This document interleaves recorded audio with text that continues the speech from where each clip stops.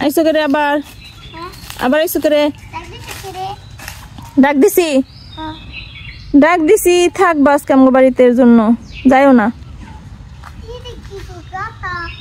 হ্যাঁ কি এর কথা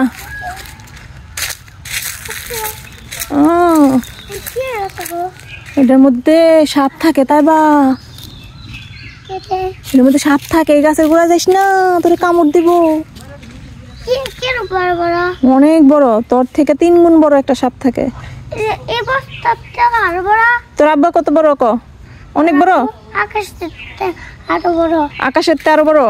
এই তোর আব্বুর সমান বড় এখানে একটা ভয়ঙ্কর সাপ থাকে এটার মধ্যে বুঝছস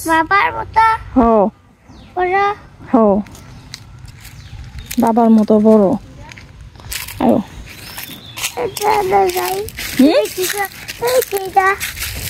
আবার এনে হাত দেখায় তাই বা ভয় পাস না যা তোর কামড় দিব না আমি যাইগা আমি বয়ে থাকি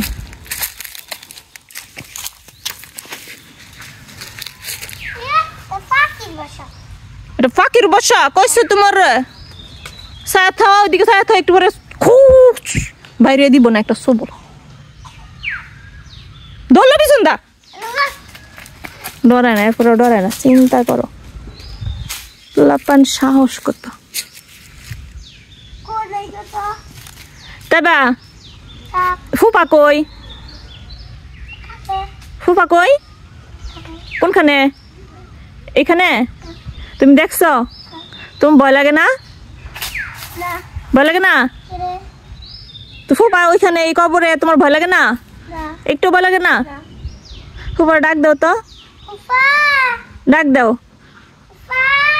কও তুমি কি দেখছো তোমার বাড়িতে যে সব খড়ি পাতা লয়ে যেতেছি আমরা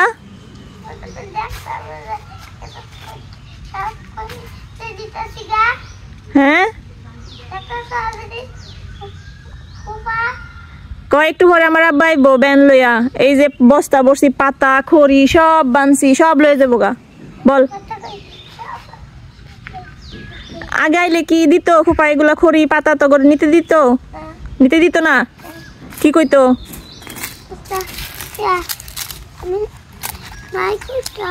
এদিকে আসো এনে এসে বলো শুনি না এখানে এসে বসো একটা কথা কি কথা কও জোরে শুনি না মোবাইলে দেখছি সে পড়বাইছে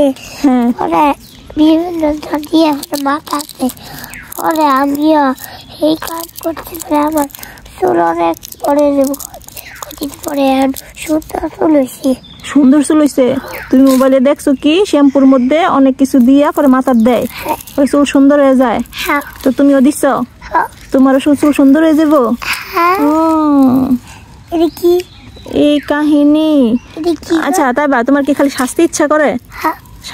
করে না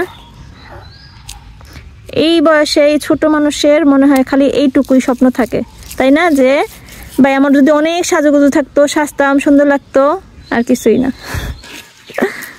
আচ্ছা এখন কও এই যে তুমি কি ফুফাটেন কইয়া নিতেছো ফুফার বাড়িতে যে খড়িগুলা নিতে আইছো একটু পরে তোমার আব্বা আসবে ব্যান বইরা নিয়ে যাইতে তুমি কি ফুফার পারমিশন নিছো অনুমতি নিছো ফুফার কাছ থেকে কি অনুমতি নিছো কি কইছে ফুফা অনুমতি দিছে ফুফার বাড়িতে কি খড়ি পাতালতা এগুলো নেওয়া যায় আগে কি নিতে পারছো পারমিশন ছাড়া হ্যাঁ তাহলে এখন নিতে আইছো কেন লিগা এখন কি কইয়া নিছো একবার কইছো যে এগুলো নিতে আইছি নিমুগা কইছে নেগা কখন কইছে গো একটু আগে আমি যে বেলা ঘুমাই তার মানে এই সময় এখানে এসে ফুফার কাছে পারমিশন নিছিলা ভালো তুই অনেক বুদ্ধিমান হবি রে বাইসা থাকলে আল্লাহ তোর হাত দেখ সুস্থতা হাত দেখ